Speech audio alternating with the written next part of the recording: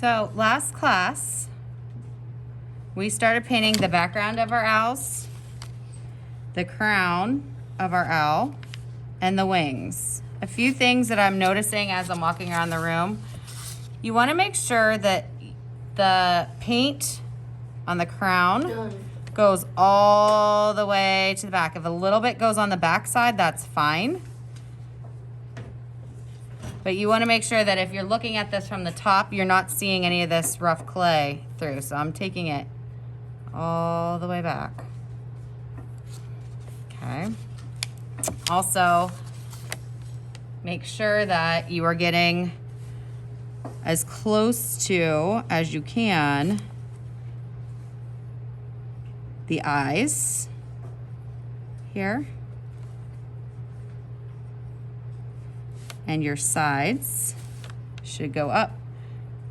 And you decide like where this, if you have two different colors, where this tan color, for example, and this brown color is gonna switch.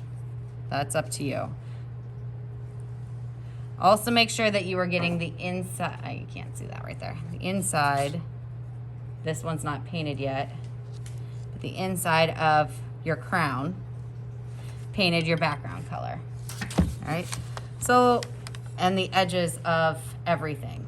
Obviously, I would want to paint my edges white before I move on to the next step because I'm not done with that.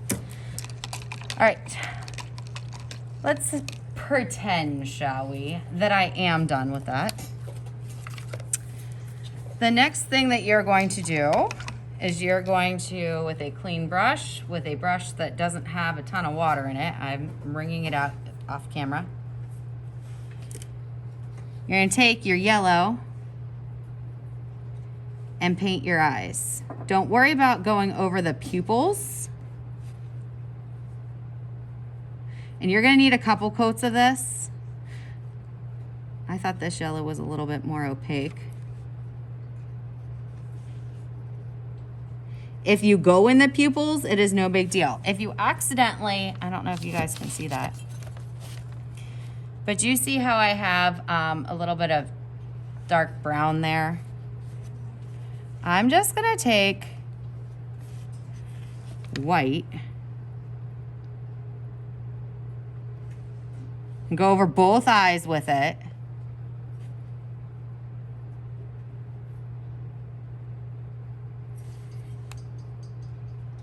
And the edges. So this is where it gets a little tricky.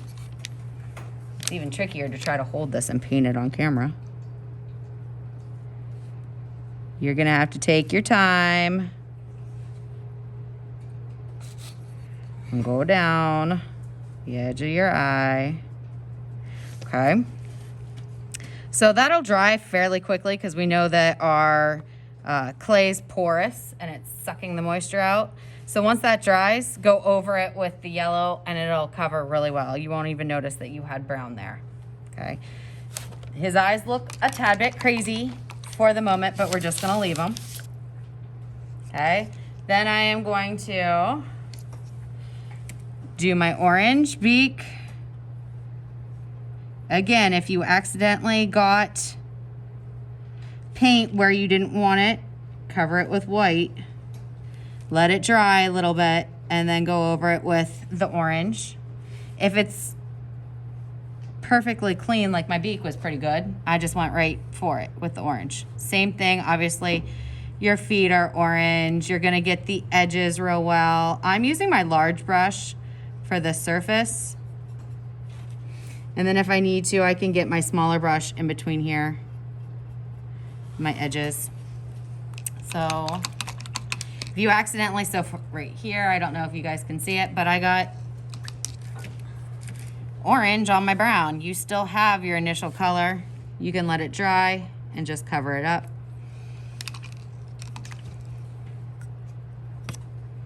Let me throw some yellow on that real quick. So actually doing the white underneath the yellow really makes those yellow eyes pop.